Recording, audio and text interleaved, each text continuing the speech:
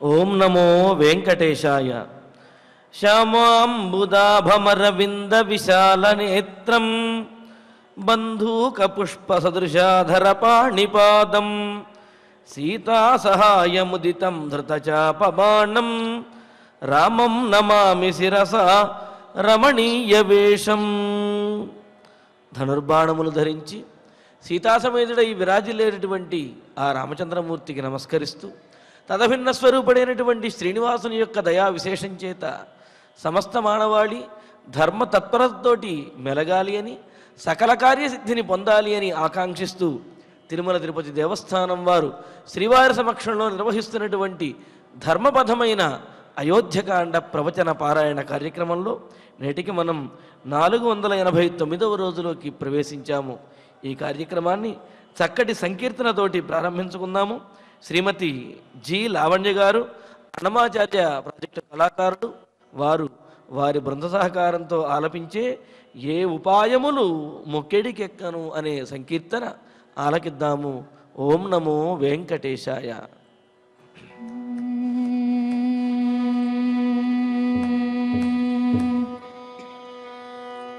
ఓం నమో వెంకటేశాయ.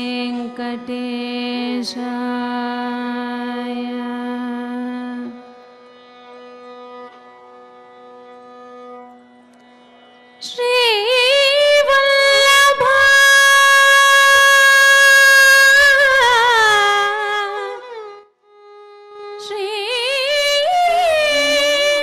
శ్రీవల్లభ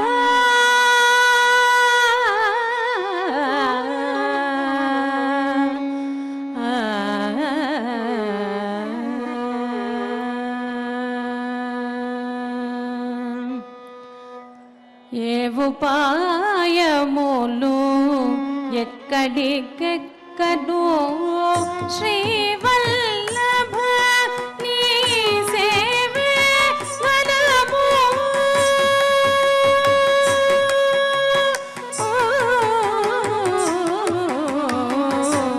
ఏ ఉపాయములు ఎక్కడికెక్కడో శ్రీవల్లభ నీ సేవే వరము.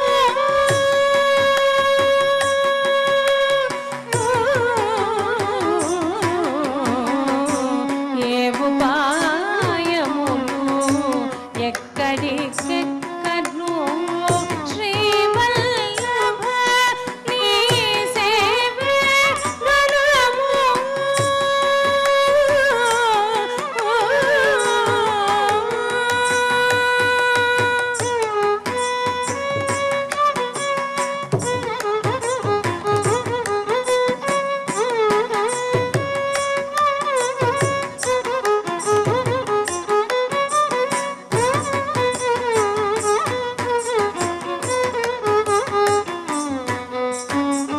చదివిన బుద్ధులు శాస్త్రపు యుక్తులే వెదకును జ్ఞానము వెదకను. చదివిన బుద్ధులు శాస్త్రపు యుక్తులే వెదకును జ్ఞానము వెదకను. తుద పుణ్య విధులు దొడ్డ పుణ్యములే ఎదుగాదేయించు ఎనయను నిరతి. తుద పుణ్య విధులు దొడ్డ పుణ్యములే ఎదుగాదేయించు ఎనయను నిరతి. సాని ధని నిద మద గమగ సరి సాని ధని నిద మద గమగ సరి గసరి గమ సాని ధని నిద మద గమగ సరి నిగమ రి గమ రి గమ ద సరి రి రి రి సరి ని సదని మద గమ మద సని మద ద సని రి గమ గ సరి సని రి స సని ని గమ ద ని గమ గ స సని గమ గ స. ఏ ఉపాయములు ఎక్కడికెక్కడో శ్రీవల్లభ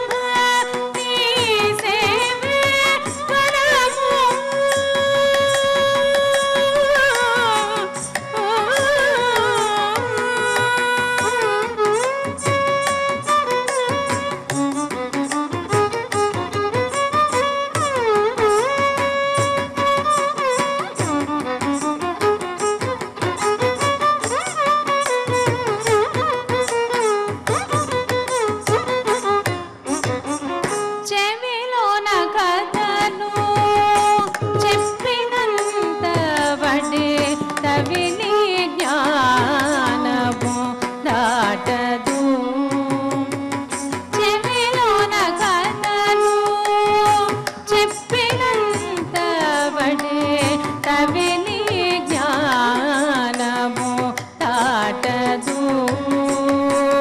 భువి శివములు వశములే భవహర మధురి భక్తికి జోరరు భువి శివములు వశములే భవహర మధురి భక్తికి జోరరు సాని దని నిద మద గమ సరి సాని దని నిద మద గమ సరి గసరి గమ సాని దని నిద మద గమ గసరి రి గమ రి గమ రి గమ ద సరి రి రి రి సరి ని సదని మద గమ మద సరి మద ద సరి రి గమ ద సరి సరి రి సరి ని ర మద ని ర మగ స సరి ర మగ స ఏ ఉపాయములు ఎక్కడికెక్కడో శ్రీవల్లభ నీ సేవే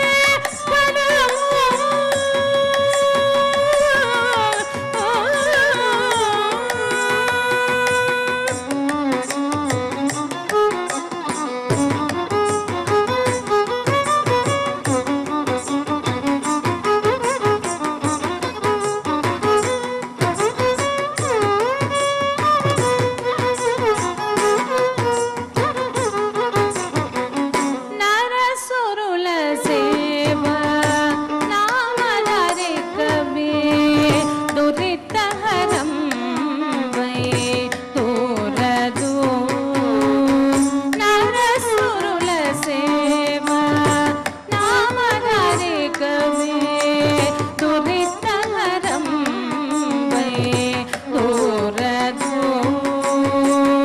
ఇరవగు శ్రీ వెంకటేశ్వర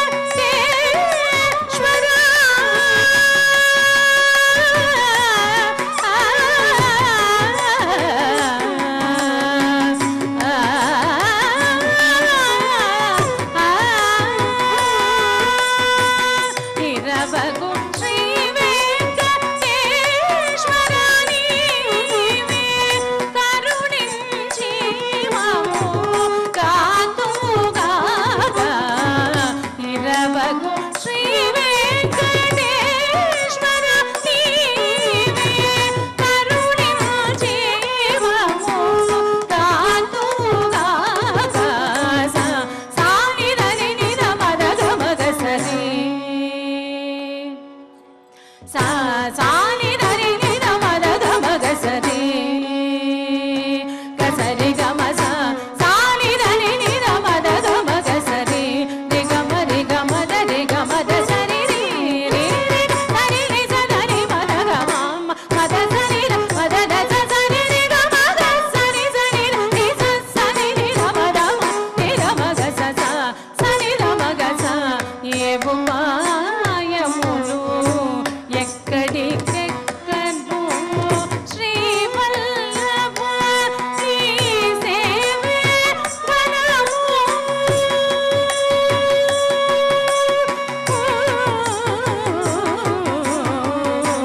ఏ ఉపాయములు ఎక్కడికెక్కడో శ్రీవల్లభ నీ సేవే ఫలము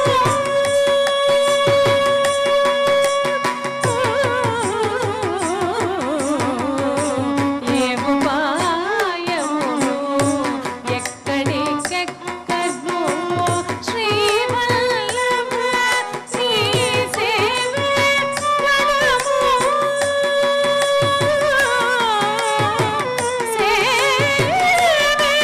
ఫలము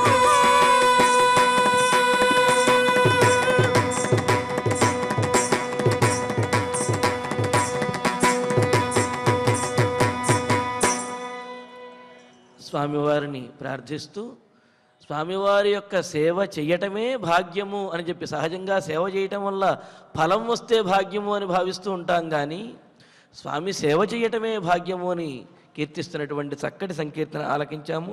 ఇక ఇప్పుడు శ్రీ గురు ధ్యానపూర్వకంగా సత్సంకల్పాన్ని ఆచార్యుల వారితో కలిసి అందరము పఠిద్దాము. శ్రీ గురు ధ్యానం. గురుర్బ్రహ్మా గురుర్విష్ణు గురుర్దేవో మహేశ్వరః గురుః సాక్షాత్ పరం బ్రహ్మ తస్మై శ్రీ గురవే నమః. శ్రీనివాస ధ్యానం. శ్రీ వెంకటాద్రినిలయః కమలాకాముకః పుమాన్ అభంగుర విభూతిర్నః తరంగయతు మంగళం. అధ సంకల్పః శ్రీమదాదివరాహ క్షేత్రే విరాజమానస్య శ్రీ పద్మావతీ జానేః అఖిలాండకోటి బ్రహ్మాండ నాయకస్య శ్రీరామచంద్ర రూపాంతరస్య భగవతః శ్రీ వెంకటేశ్వర స్వామినః సన్నిధౌ హనుమత్ సీతా లక్ష్మణ భరత శత్రుఘ్న పరివార సమేత శ్రీరామచంద్ర పరబ్రహ్మణః పరిపూర్ణానుగ్రహేణ అస్మిన్ భువనే సమస్తాధివ్యాధీనాం నివారణార్థం భారతవర్షే విద్యా విత్త వాణిజ్య కృషి వైద్య వైజ్ఞానిక దేశ రక్షణాదిరంగేషు విద్యమానానాం ఆస్తిక మహాజనానాం సర్వేషాం సకుటుంబానాం ఆయురారోగ్యైశ్వర్య సద్బుద్ధీత్యాది సర్వశుభఫలప్రాప్త్యర్థం ధర్మాచరణద్వారా శ్రీరామరాజ్యస్య పునర్వ్యవస్థాపనార్థం ఉద్యోగార్థినాం సముచితోద్యోగప్రాప్త్యర్థం దంపతీనాం అనుకూల దాంపత్యసిద్ధ్యర్థం సంతానస్య పితృవాక్య పరిపాలనానుకూల బుద్ధి ప్రచోదనార్థం సకల కార్య సిద్ధ్యర్థం గో సంరక్షణార్థం చ శ్రీమద్వాల్మీకి రామాయణే అయోధ్యాకాండే యథాశక్తి శ్లోకవ్యాఖ్యాన పురస్సరం చతుస్సప్తతితమ సర్గ శ్లోక పారాయణం తథా శ్రీధన్వంతరి మంత్ర పారాయణం చ అన్యోన్య సాహాయ్యేన ఆచార్యముఖేన కరిష్యామహే. శ్రీ వాల్మీకి ప్రార్థనా. కూజంతం రామ రామేతి మధురం మధురాక్షరం ఆరుహ్య కవితా శాఖాం వందే వాల్మీకి కోకిలం. శ్రీ ఆంజనేయ ప్రార్థనా.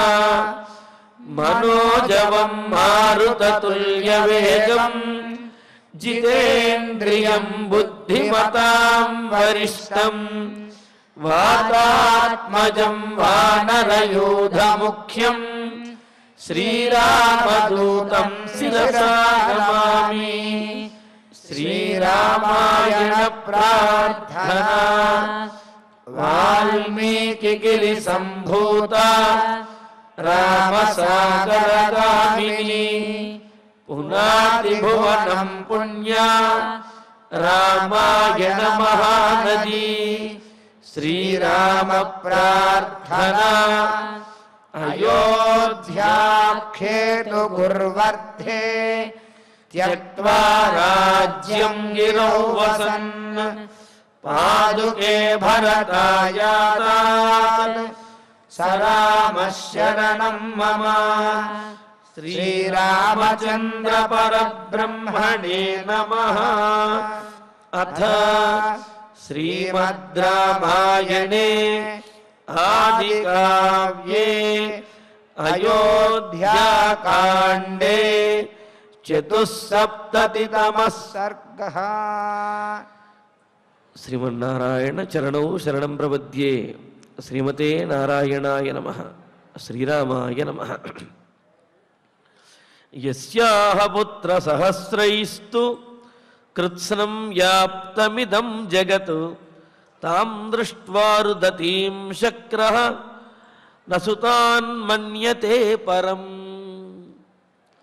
భరతుడు కైకేయితోటి చెబుతున్న మాటలు, తల్లికి బిడ్డల మీద ఎంతటి ప్రేమ ఉంటుందో, ఎంతమంది బిడ్డలు ఉన్నా సరే ఆ బిడ్డలలో ఏ ఒక్క బిడ్డకు ఇబ్బంది కలిగినా సరే ఎంతగా తల్లి విలపించేస్తుందో అనే విషయాన్ని తెలియజేస్తూ, మరి కైకేయీదేవి కౌసల్యాదేవి కుమారుడైనటువంటి రామచంద్రమూర్తిని వనవాసానికి పంపించింది కదా, మరి కౌసల్యాదేవి ఇంకెంత విలపిస్తుందో అని అన్నట్లుగా చెబుతూ, ఇలాగా ఘోరమైనటువంటి పని అంటే భర్త అయినటువంటి దశరథ మహారాజు యొక్క మరణానికి కారణమవటము, కుమారుడైన రామచంద్రమూర్తిని వనవాసానికి పంపించటము ఎంత గొప్ప దోషమో, ఎంత పెద్ద అపరాధమో, దాని వలన కౌసల్యాదేవి ఎంతగా విలపిస్తుందో అనే విషయాన్ని ఒక వృత్తాంతాన్ని ఉదాహరణగా చెబుతూ కామధేనువు యొక్క వృత్తాంతాన్ని చూపించి మరి భరతుడు కైకేయీదేవితో చెబుతున్నాడు. ఏమంటున్నాడు? ఒకానొక సందర్భంలో కామధేనువు భూలోకంలో కృషిక్షేత్రాన్ని, ఆ వ్యవసాయ క్షేత్రాన్ని దున్నుతూ కష్టపడుతున్నటువంటి, అలాగే ఆ బరువైనటువంటి బండ్లను లాగుతూ కష్టపడుతున్నటువంటి తన పుత్రులైనటువంటి వృషభములను చూచి మనసు ద్రవించి కన్నీరు మున్నీరుగా విలపిస్తూ ఉన్నది. ఎందుకు అంటే కష్టపడి అవి మూర్ఛపోయే స్థితికి వచ్చాయి. అప్పుడు ఆ కామధేను విలపిస్తూ ఉంటే ఇంద్రుడు అడిగాడు, అమ్మా, లోకంలో ఉన్నటువంటి వారి అందరి కోరికలు తీర్చే నీకు ఏ కష్టం వచ్చింది అని అడిగితే ఆ కామధేనువు చెబుతుంది, ఈ విధంగా నా కుమారులు భూలోకంలో ఇంత కష్టపడుతూ విలపిస్తూ ఉన్నారు, మరి వారి కష్టం చూస్తుంటే నా మనసు ద్రవించిపోతున్నది అని చెప్పి కామధేను విలపిస్తూ ఉంటే ఆ ఇంద్రుడు కూడా చూచి అనుకున్నట్ట, యస్యాహ పుత్ర సహస్ర ఇదం జగత్కృత్స్నం వ్యాప్తం. కామధేనువు ఎంతమంది కావాలంటే అంతమందిని సృష్టించగలిగినటువంటి శక్తి కలిగింది. మరి అటువంటి కామధేను, యస్యాహ, ఏ కామధేనువుకైతే పుత్ర సహస్ర అంటే ఎంతోమంది పుత్రుల చేత, పుత్ర సహస్రైస్తు కృత్స్నం జగత్ వ్యాప్తం, వేల కొలది పుత్రుల చేత ఈ జగత్తు అంతా కూడా వ్యాపించి ఉన్నదండి. ఈ జగత్తులో ఉన్నవా అనేక వృషభములు కామధేనువు యొక్క సంతానము, కామధేనువు చేత సృష్టించబడినవన్నీ కూడా మరి కామధేనువు సంతానంగానే చెప్పవచ్చు కదా.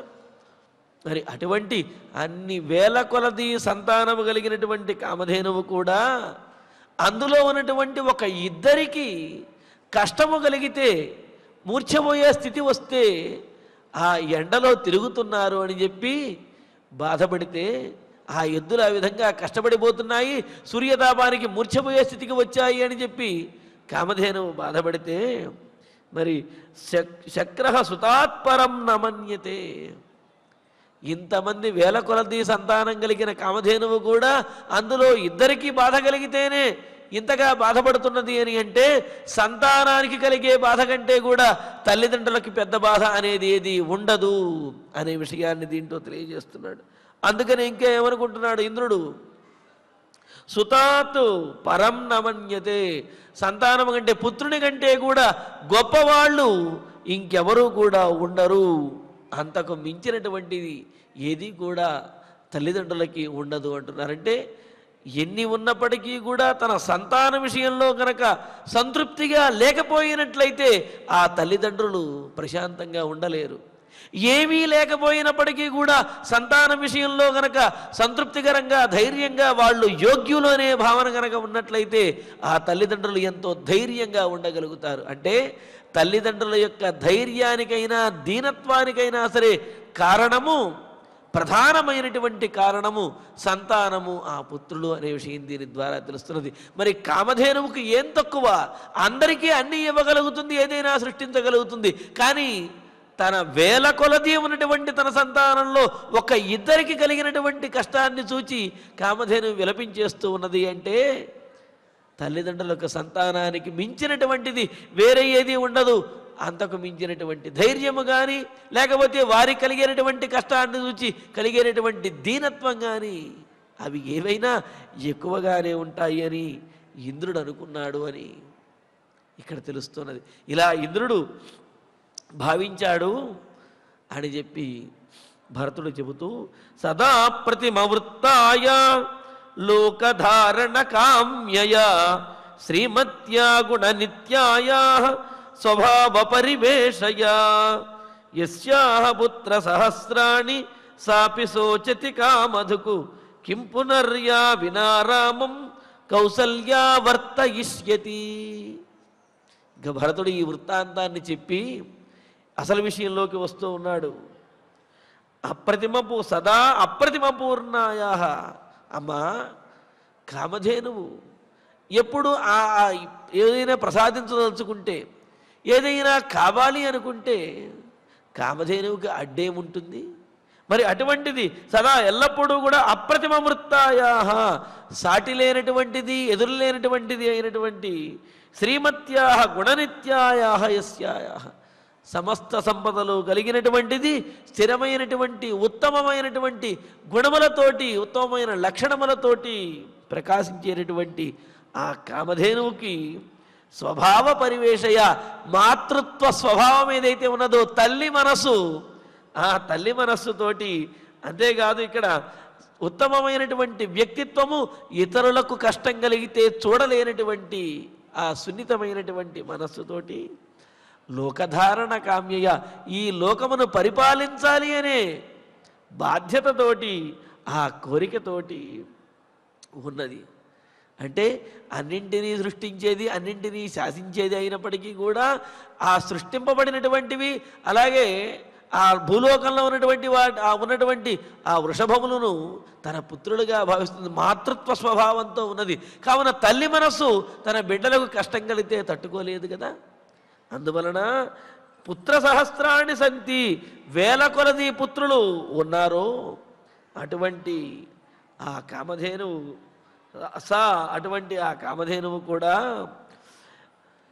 శోచతి, బాధపడుతూ ఉన్నది. తన ఇష్టం వచ్చినట్లుగా ఎంతమందినైతే అంతమందిని సృష్టించగలగదు. ఒక కుమారుడు కాకపోతే ఇంకో కుమారుడు అని చెప్పి అనుకోవచ్చును. కానీ ఎంతమంది కుమారులు ఉన్నప్పటికీ అందులో ఒక్కడికి కష్టం కలిగినా సరే తల్లి తట్టుకోలేదు కదా. మరి అటువంటిది ఏ కౌసల్యాదేవి అయితే ఒకే ఒక్క కుమారుడు కలిగింది, ఏకైక పుత్రుడు కలిగినటువంటిది కౌసల్యాదేవి. మరి అటువంటి కౌసల్యాదేవి రామం వినా వర్తయిష్యతి, రాముడు లేకుండా ఎలా ఉండగలదమ్మా? కిం పునః, అసలు ఏ విధంగా జీవించగలదు? అన్నింటినీ ప్రసాదించగలిగింది, వేల కొలది పుత్రులు కలిగినటువంటి కామధేనువే తన పుత్రులలో ఒక ఇద్దరికి కష్టం కలిగితే తట్టుకోలేక విలపించేస్తూ ఉన్నదే. అలాంటిది ఏకైక పుత్రుడు కలిగినటువంటి కౌసల్యాదేవి తన కుమారుడైనటువంటి రాముడికి దూరమైతే ఆమె జీవించగలదా? ఆ దుఃఖాన్ని ఎలా భరించగలదు అని చెప్పి కామధేనువు యొక్క వృత్తాంతాన్ని చెప్పి తద్వారా మరి తల్లి మనసు ఏమిటి అనే విషయాన్ని తెలియజేసి కౌసల్యాదేవికి కైకేయి చేసినటువంటి ద్రోహం ఎంత ఘోరమైనటువంటిది అనే విషయాన్ని తెలియజేస్తూ ఏకపుత్రాచ సాధ్వీచ వివత్సేయం త్వయా కృత తస్మాత్వం సతతం దుఃఖం ప్రేత్యచేహ చ లప్స్యసే.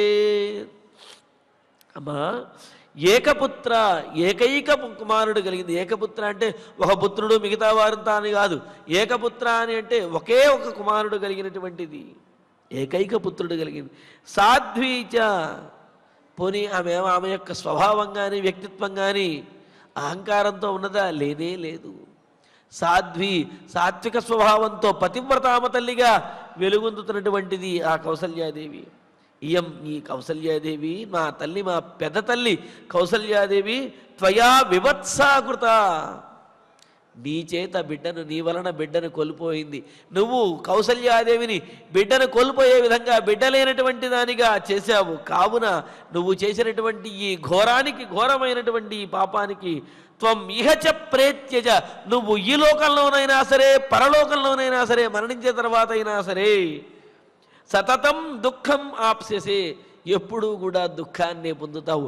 ఈ లోకంలో ఉన్నప్పుడు నీకు సుఖం ఉండదు, ఆనందం అనేది ఉండదు, పరలోకంలో కూడా ఉత్తమగతులు కలుగవు అని చెప్పి అంటున్నాడు. అసలు ఆలోచించినట్లయితే కైకేయీదేవి అసలు పొందినటువంటిది ఏమీ లేదు. అయోధ్యకాండలో ఆమె సంకల్పం వేరు, ఆమె అనుకున్నది వేరు, జరిగినటువంటిది వేరు. తన కుమారుడికి పట్టాభిషేకం జరగాలి అనుకున్నది, అది జరగలేదు. తాను రాజమాత అవ్వాలి అనుకున్నది, అది జరగలేదు. అలాగే దశరథ మహారాజు అందరికంటే తాననే గొప్పగా చూడాలని కూడది, అసలు దశరథ మహారాజునే కోల్పోయినది. పైగా తన కుమారుణ్ణి రాజుగా ఉండాలి అని కోరుకుంటే రాజు కాదు కదా, కనీసం రాజ్యంలో కూడా ఉండకుండా ఆయన నందిగ్రామే కరోద్రాజ్యం రామాగమన కాంక్షయ అన్నట్లుగా నందిగ్రామము అనే గ్రామానికి వెళ్ళి కూర్చున్నాడు భరతుడు. ఆ అడవికి దగ్గరలో ఉన్నటువంటి గ్రామంలో కూర్చున్నాడు.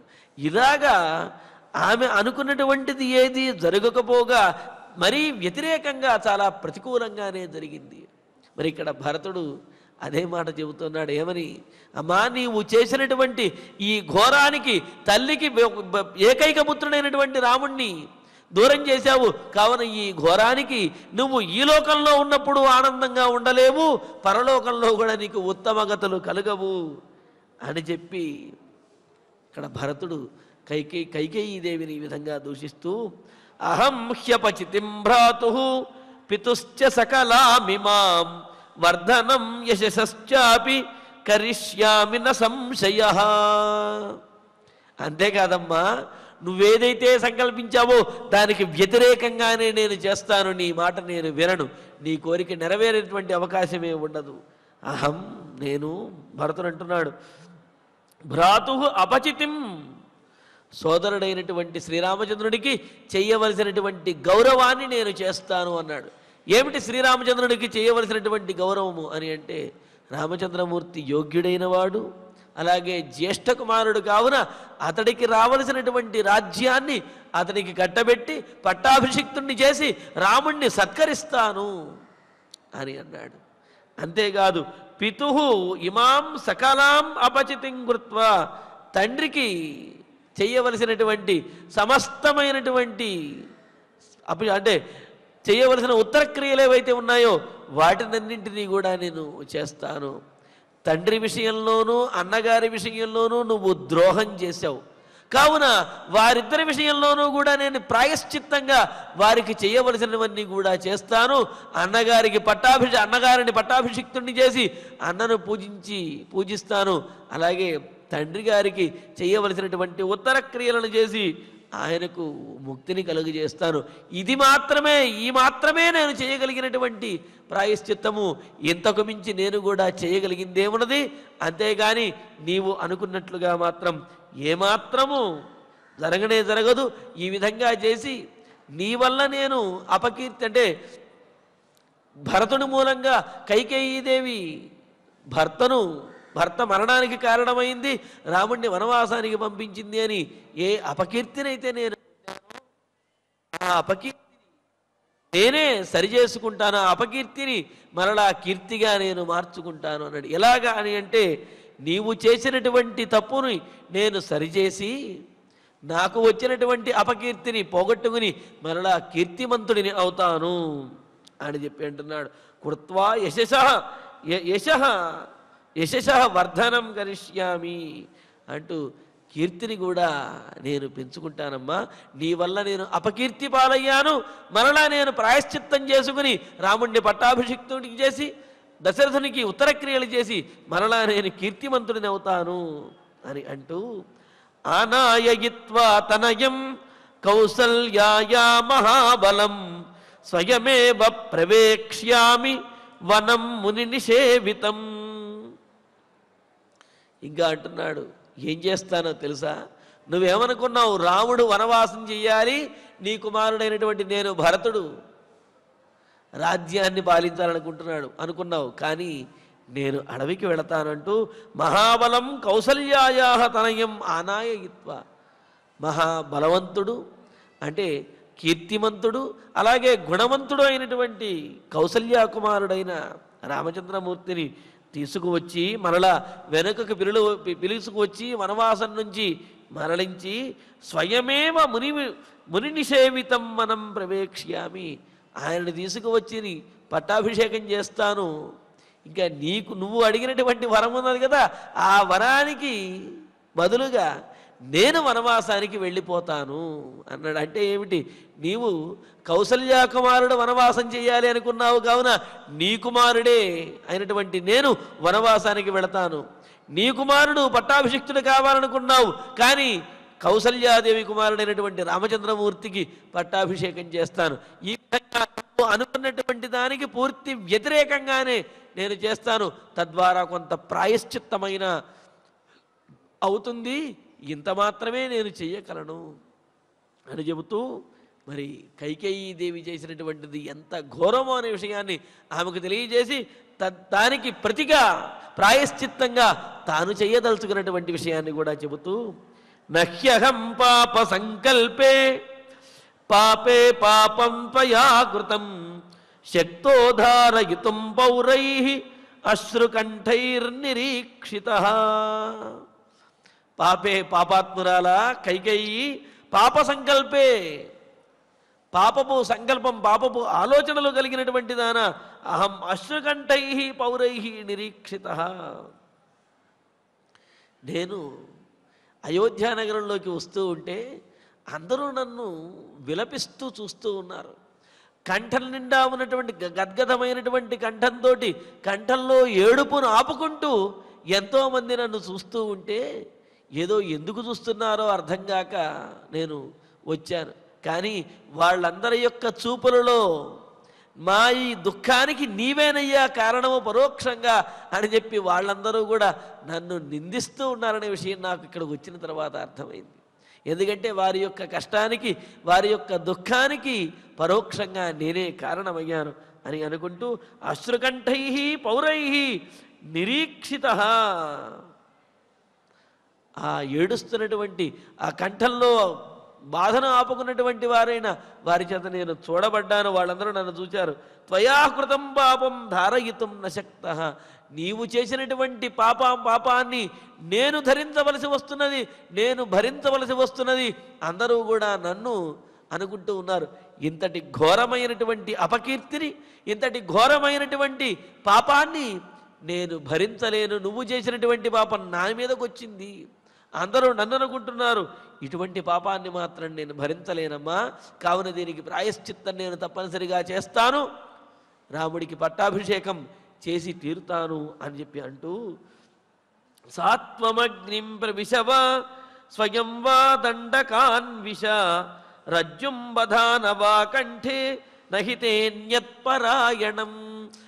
అదేంటి నాయన, నీకోసమని నేను ఇంత పని చేస్తే నువ్వు ఈ విధంగా చివరిలో ఫలం దక్కే సమయంలో ఇలాగ ఎదురు తిరిగితే అలాగా, ఇంకా నాకేం గతి, నా కష్టమంతా వ్యర్థమేనా అని కైకేయీదేవి బాధపడచ్చు కదా. అందుకనే దానికి కూడా ఇక్కడ సమాధానాన్ని సూటిగా చెప్పేస్తున్నాడు. బుద్ధిపూర్వకంగా చేసినటువంటి పాపానికి ప్రాయశ్చిత్తం అనేది ఉండదమ్మా. తెలియక చేసినటువంటి పాపానికి ప్రాయశ్చిత్తం ఉంటుంది, కానీ బుద్ధిపూర్వకంగా కావాలని చేసినటువంటి పాపానికి ప్రాయశ్చిత్తం ఉండదు. ఇక్కడ జరిగినటువంటి దోషము పరోక్షంగా నా వల్ల కలిగిన అందులో నా బుద్ధి ప్రమేయం నా ఆలోచన లేదు కాబట్టి నేను ఈ విధంగా ప్రాయశ్చిత్తం చేసుకోవచ్చును. కానీ నీకు మాత్రము బుద్ధిపూర్వకంగా నువ్వు చేసావు కావున నీకు ప్రాయశ్చిత్తము లేదు. నన్నేం చేయమని అంటావా? నువ్వు ఇంత కష్టపడ్డాను ఏం చేయమని అంటావా? అప్పుడు నువ్వు అగ్నిం ప్రవిశ, అగ్నిలో దూకు. ఇంత కష్టపడి నా ఫలితం దక్కలేదు ఏం చేయమంటావు అంటే చేసినటువంటి పని సవ్యమైనదైతే సరైనటువంటి ఫలితం వస్తుంది. అంతేగాని కుంకుడుకాయ మొక్క నాటి మామిడి పళ్ళు కావాలి అంటే ఎలా కుదురుతుంది? నువ్వు చేసినటువంటి పాపం చేసి ఫలితం కావాలి అంటే, సత్ఫలితాలు కావాలంటే ఎలా వస్తాయి? నువ్వు చేసినటువంటి పాపానికి పాప ఫలాన్ని అనుభవించవలసి వస్తుంది. నన్ను ఏం చేయమంటావు అని అడుగుతావా? అలా అడిగితే నువ్వు అగ్నిలో దూకు. అగ్నింవా ప్రవిశవా స్వయం దండకాన్వా విష, లేదా నువ్వే దండకారణ్యంలోకి అడవుల పాలై అడవులలోకి నువ్వు కూడా ప్రవేశించు. కంఠే రజ్జుం బధానవా, ఇవేవి నేను చేయలేనని అంటావా? మెడకి ఉరిపోసుకోలేకపోతే అని చెప్పి భరతుడు కైకేయితో అంటూ ఉన్నాడు పాపంలాగా. కంఠే రజ్జుం బధాన హి, ఎందుకంటే తే అన్యత్పరాయణం నాస్తి, ఎందుకంటే నువ్వు చేసినటువంటి పాపానికి నిష్కృతి అనేదే లేదు. ఆ పాప ఫలాన్ని నువ్వు అనుభవించి తీరవలసినదే. ఎందుకంటే బుద్ధిపూర్వకంగా చేసినటువంటి పాపానికి నిష్కృతి అనేది ఉండదు. దాని యొక్క దుష్ఫలాన్ని అనుభవించి తీరవలసిందే. కాబట్టి అగ్నిలో ప్రవేశిస్తావో, అడవులకు వెడతావో, లేకపోతే తాడు మెడకు కట్టుకుంటావో అది నీ ఇష్టం. నీకు మాత్రం నిష్కృతి అనేది లేదు. నువ్వు చేసింది అంత ఘోరమైనటువంటి పాపం తల్లి అని చెప్పి భరతుడు కైకేయి దేవితో అంటూ, అహమప్యవనిం ప్రాప్తే రామం సత్యపరాక్రమే కృతకృత్యో భవిష్యామి విప్రవాసిత కల్మషః. సత్యపరాక్రమే రామే అవనిం ప్రాప్తే సతి, సత్యపరాక్రముడైనటువంటి, సత్యమే పరాక్రమంగా కలిగినటువంటి వాడు, సత్యమయందు నిలబడేటువంటి వాడైన రాముడు అవనిం ప్రాప్తే సతి. అవని అంటే భూమి అని అర్థం. అంటే ఈ భూమండలాన్ని పొందిన తర్వాత, అంటే ఈ రాజ్యాన్ని రాముడు గ్రహించి ఆయన పట్టాభిషిక్తుడు అయిన తర్వాత అహమపి విప్రవాసిత కల్మషః, అప్పుడు నువ్వు చేసినటువంటి పాపం నాకేదైతే అంటుకున్నదో అప్పుడు ఈ పాపం అంతా కూడా ప్రక్షాళన అవుతుంది. పరోక్షంగా నా వలన రాముడి యొక్క పట్టాభిషేకం ఆగిపోయింది కావున నేనే మరలా రాముడిని అడవి నుంచి తీసుకువచ్చి ఈ రాజ్యాన్ని రాముడికి ఇచ్చి పట్టాభిషేకం చేసినట్లయితే అప్పుడు ఈ పాపానికి ప్రాయశ్చిత్తం అనేది జరుగుతుంది. నాకు పాపము నుండి విముక్తి అనేది కలుగుతుంది. ఆ విధంగా పాపములు తొలగిన వాడినై కృతకృత్య భవిష్యామి, నన్ను నేను ధన్యుణ్ణి చేసుకుంటాను. నీ వలన మరణించినటువంటి తండ్రి గారిని ఎటు నేను మరలా వెనక్కి తీసుకురాలేను. కానీ నీ వలన వనవాసానికి వెళ్ళినటువంటి రామచంద్రమూర్తిని వెనక్కి తీసుకువచ్చి నేను చేసినటువంటి పాపానికి ప్రక్షాళన చేసుకుని నేను నా జీవితాన్ని ధన్యం చేసుకుంటాను తల్లి. ఇంతకు మించి నాకు వేరే మార్గము లేదు. కానీ నువ్వు చేసినటువంటి పాపానికి మాత్రం నీకు నిష్కృతి ప్రాయశ్చిత్తం అనేవే లేవు. ఇది నాగ ఇవారణ్యే తమరాంకుశోదిత పపాత భువి సంక్రుద్ధ నిశ్వసన్నిపన్నగ. ఇక్కడ ఇది ఈ విధంగా సంక్రుద్ధ భరత, కోపంతో రగిలిపోతున్నటువంటి ఆ భరతుడు కైకేయీదేవితో మాట్లాడుతూ పన్నగ ఇవ నిశ్వసన్, తోకదొక్కినటువంటి పాములాగా, పడగ విప్పి బుసలు కొడుతున్నటువంటి పాములాగా నిశ్వసన్ బుసలు కొడుతూ నిట్టూర్పులు విడుస్తూ అరణ్యే తోమరాంకుశ, అంటే అరణ్యంలో అంకుశము చేత పడవబడినటువంటి నాగహ ఇవ, ఏనుగులాగా. ఏనుగు అంకుశము అని అంటే ఒక సూది లాంటి, శూలము లాంటి ఆయుధం అన్నమాట. ఏనుగుని కదపటానికి మావటి వాళ్ళు దాని శిరస్సు మీద, దాని తల మీద అంకుశంతో పొడుస్తారు. అలా పొడిస్తే అప్పుడు దాని చర్మానికి బాధ కలుగుతుంది, అప్పుడు అది మాట వింటూ ఉంటుందన్నమాట. మరి అలాగా అడవిలో వేటగాళ్ల యొక్క అంకుశము చేత కొట్టబడినటువంటి, పొడవబడినటువంటి ఏనుగు ఏ విధంగా అయితే వేగంగా పరిగెడుతుందో, బాధపడుతుందో, ఆ విధంగా భువి పపాత అంటే వేటగాళ్ళ యొక్క ఆయుధానికి బలి అయినటువంటి ఏనుగులాగా కైకేయి చేసినటువంటి ఘోరమైనటువంటి కృత్యముతోటి భరతుడు బాధపడిన వాడై ఇలాగా పడి మూర్ఛపోయాడు. పపాత భువి సంక్రుద్ధ నిశ్వసన్నివ పన్నగ అలాగా భూమి మీద పడిపోయాడు. సంరక్తనేత్ర శిథిలాంబరస్తథ విధూత సర్వాభరణ పరంతప బభూవ భూమౌ పతితో నృపాత్మజ శచీపతే కేతురివోత్సవక్షయే. ఇంకా సంరక్తనేత్ర ఎర్రనైనటువంటి కన్నులతోటి అంటే ఆ కోపంతో రగిలిపోయి రక్తమంతా కూడా కన్నులలోకి వచ్చినట్లుగా ఎర్రనైనటువంటి చింతనిప్పుల వలె ఉన్న నేత్రములతోటి శిథిలాంబర అలాగే తలుచుకొని అలా కిందపడి విలపిస్తూ ఉన్నాడు. కాస్త మూర్ఛపోతూ తేరుకుంటూ ఉన్నాడు కదా, అందువలన ఆ కింద పడటం వల్ల వస్త్రం అంతా కూడా ధూళితోటి మురికి పట్టినట్లుగా మలినమైపోయి ఉన్నాయన్నమాట. అలాగా శిథిలాంబర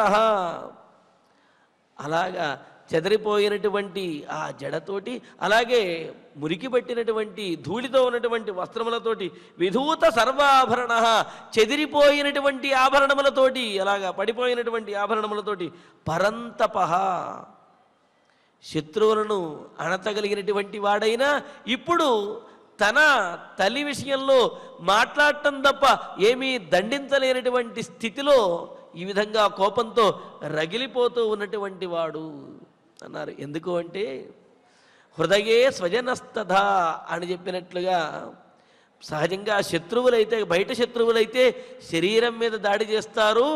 అంటే ఆత్మీయులైనటువంటి వారు స్వజనులు అనేవారు ఎవరైతే ఉన్నారో వారు హృదయము మీద దాడి చేస్తారు అని చెప్పి అంటూ కస్య స్వజన శబ్దోమే లజ్జాముత్పాదయిష్యతి అని చెప్పి అంటూ అలాంటి స్వజనుల వల్ల కలిగినటువంటి ఇబ్బంది ఏదైతే ఉందో దానికి ప్రతీకారం చేయలేరు, కానీ దానివల్ల కలిగేటటువంటి ప్రభావం మాత్రం చాలా ఎక్కువగా ఉంటుంది. అలాగా తన తల్లి చేత చేయబడినటువంటి ఈ ద్రోహమునకు తల్లి చేసినటువంటి ఈ పాపమునకు కుమిలిపోతూ రగిలిపోతూ భరతుడు భూమౌ పతిత అలాగ నేల మీద కుప్పకూలి పడిపోయి ఉత్సవక్షయే భూమౌ పతిత శచీపతే కేతు ఇవ. ఏదైనా యజ్ఞయాగాదులు చేసే సందర్భంలో ఇంద్రుడికి సంబంధించినటువంటి ఒక కేతనాన్ని అంటే జెండాను ఉంచుతారు. తర్వాత యజ్ఞం పూర్తయిన తర్వాత ఆ జెండాన్ని మరలా కిందకి విడిచిపెట్టేస్తారు, అది నేల మీదకి వదిలేస్తారు. అలాగా యజ్ఞం పూర్తయిన తర్వాత భూమౌ పతిత శచీపతే కేతురివ ఇంద్రుని యొక్క ఇంద్రధ్వజములాగా కింద పడిపోయాడు ఆ భరతుడు. ఆ విధంగా భరతుడు కుప్పకూలిపోయి తన తల్లి చేసినటువంటి పాపానికి తాను ఏ విధంగా ప్రాయశ్చిత్తం చెయ్యాలి అని చెప్పి ఆలోచిస్తూ అలాగ బాధపడుతూ ఒకవైపున తండ్రి దూరమయ్యాడనే తండ్రి చనిపోయాడనే బాధ, మరొక వైపున అన్నగారు అడవికి వెళ్ళాడనే బాధ, మరొక పక్కన ఇంతటి అపకీర్తిని పొందాయనే ఎందుకు ఈ జీవితం అనేటటువంటి ఆత్మన్యూనతా భావన వీటన్నిటితోటి కుమిలిపోతున్నటువంటి భరతుడు ఇంకా తర్వాత చేయవలసినటువంటి దాని గురించి ఆలోచిస్తున్నాడు. దీనితోటి 74వ సర్గ పూర్తవుతున్నది.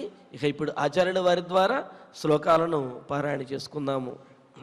యస్యాః పుత్రసహస్రైస్తు యస్యాః పుత్రసహస్రైస్తు యస్యాః పుత్రసహస్రైస్తు యస్యాః పుత్రసహస్రైస్తు కృత్స్నం వ్యాప్తమిదం జగత్ కృత్స్నం వ్యాప్తమిదం జగత్ తాం దృష్ట్వా రుదతీం శక్రః తాం దృష్ట్వా రుదతీం శక్రః న సుతాన్మహ్యతే పరం న సుతాన్మన్యతే పరం సదా ప్రతిమవృత్తాయాః సదా ప్రతిమవృత్తాయాః లోకధారణకామ్యయా లోకధారణకామ్యయా శ్రీమత్యా గుణనిత్యాయాః శ్రీమత్యా గుణనిత్యాయాః స్వభావపరివేషయా స్వభావపరివేషయా యస్యాః పుత్రసహస్రాణి यस्याः पुत्रसहस्राणि सापि शोचति कामधुक् सापि शोचति कामधुक् किं पुनर्या विना रामम् किं पुनर्या विना रामम् कौसल्या वर्तयिष्यति कौसल्या वर्तयिष्यति एकपुत्रा च साध्वी च एकपुत्रा च साध्वी च विवत्सेयं त्वया कृता विवत्सेयं त्वया कृता तस्मात् त्वं सततं दुःखम् तस्मात् त्वं सततं दुःखं प्रीत्य चेह च लप्स्यसे प्रेत्य चेह च लप्स्यसे अहं ह्यपचितं भ्रातुः अहं ह्यपचितिं भ्रातुः पितुश्च सकलामिमाम् पितुश्च सकलामिमाम् वर्धनं यशसश्चापि वर्धनं यशसश्चापि करिष्यामि न संशयः करिष्यामि न संशयः आनाययित्वा तनयम् आनाययित्वा तनयम् कौसल्याया महाबलम् कौसल्याया महाबलम् स्वयमेव प्रवेक्ष्यामि स्वयमेव प्रवेक्ष्यामि वनं मुनिनिषेवितम् वनं मुनिनिषेवितम् न ह्यहं पापसङ्कल्पे न ह्यहं पापसङ्कल्पे पापे पापं त्वया कृतम् पापे पापं त्वया कृतम् क्षिप्तो धारयितुं पौरैः शक्तो धारयितुं पौरैः अश्रुकण्ठैर्निरीक्षितः अश्रुकण्ठैर्निरीक्षितः सात्वमग्निं प्रविशवा सात्वमग्निं प्रविशवा स्वयं वा दण्डकान्विष स्वयं वा दण्डकान्विष रज्जुं बधानवा कण्ठे रज्जुं बधानवा कण्ठे न हि तेऽन्यत्परायणम् न हि तेऽन्यत्परायणम् अहमप्यवनिं प्राप्ते अहमप्यवनिं प्राप्ते रामं सत्यपराक्रमे रामं सत्यपराक्रमे कृतकृत्यो भविष्यामि कृतकृत्यो भविष्यामि विप्रवासितकल्मषः विप्रवासितकल्मषः इति नागयिवारण्ये इति नाग इवारण्ये तोमराङ्कुशचोदितः तोमराङ्कुशचोदितः पपात भुवि संक्रुद्धः पपात भुवि संक्रुद्धः निःश्वसन्निवपन्नगः निःश्वसन्निवपन्नगः संरक्तनेत्रः शिथिलाम्बरस्तथा संरक्तनेत्रः शिथिलाम्बरस्तथा विधूत सर्वाभरणः परन्तपः विधूत सर्वाभरणः परन्तपः बभूव भूमौ पतितो नृपात्मजः बभूव भूमौ पतितो नृपात्मजः शचीपतेः केतुरिवोत्सवक्षये शचीपतेः केतुरिवोत्सवक्षये इत्यार्षे श्रीमद् रामायणे वाल्मीकीये आदिकाव्ये अयोध्याकाण्डे चतुस्सप्ततितमः सर्गः చతుస్సప్తతితమః సర్గః. ఫలశ్రుతి నుండి మంగళాంతం వరకు అందరము కలిసి పారాయణ చేసుకుందాము. ఫలశ్రుతి ఆయుష్యమారోగ్యకరం యశస్యం సౌభ్రాతృకం బుద్ధికరం సుఖం చ శ్రోతవ్యమేతన్నియమేన సద్భిః ఆఖ్యానమోజస్కరమృద్ధికామైః శ్రీరామచంద్ర పరబ్రహ్మణే నమః. అధ ధన్వంతరి ధ్యానం అచ్యుతానంత గోవింద విష్ణో నారాయణామృత రోగాన్మే నాశయాశేషాన్ ఆశు ధన్వంతరే హరే. ఆరోగ్యం దీర్ఘమాయుష్యం బలం తేజోధియం శ్రియం స్వభక్తేభ్యోనుగృహంతం వందే ధన్వంతరిం హరిం. ధన్వంతరేరిమం శ్లోకం భక్త్యా నిత్యం పఠంతి యే అనారోగ్యం న తేషాం స్యాత్ సుఖం జీవంతి తే చిరం. ఓం నమో భగవతే వాసుదేవాయ ధన్వంతరయే అమృత కలశహస్తాయ వజ్రజలౌకహస్తాయ సర్వామయ వినాశనాయ త్రైలోక్యనాథాయ మహావిష్ణవే స్వాహా. ఓం వాసుదేవాయ విద్మహే సుధాహస్తాయ ధీమహి తన్నో ధన్వంతరి ప్రచోదయాత్. అధ నవగ్రహ ప్రార్థనా ఆరోగ్యం పద్మబంధుర్వితరతు నితరాం సంపదం సీతరశ్మిః. భూలాభం భూమిపుత్రః సకలగుణయుతాం వాగ్విభూతిం చ సౌమ్యః. సౌభాగ్యం దేవమంత్రీ రిపుభయశమనం భార్గవః. శౌర్యమార్కిః దీర్ఘాయుః సైంహికేయః. విపులతరయశః కేతుః ఆచంద్రతారం. అరిష్టాని ప్రణశ్యంతు దురితాని భయాని చ. శాంతిరస్తు శుభం మేస్తు గ్రహాః కుర్వంతు మంగళం. అధ క్షమా ప్రార్థనా యదక్షరపదభ్రష్టం మాత్రాహీనం చ యద్భవేత్ తత్సర్వం క్షమ్యతాం దేవ నారాయణ నమోస్తుతే. అథ భగవత్సమర్పణం కాయేన వాచా మనసేంద్రియైర్వా బుద్ధ్యాత్మనా వా ప్రకృతే స్వభావాత్ కరోమి యద్యత్ సకలం పరస్మై నారాయణాయేతి సమర్పయామి.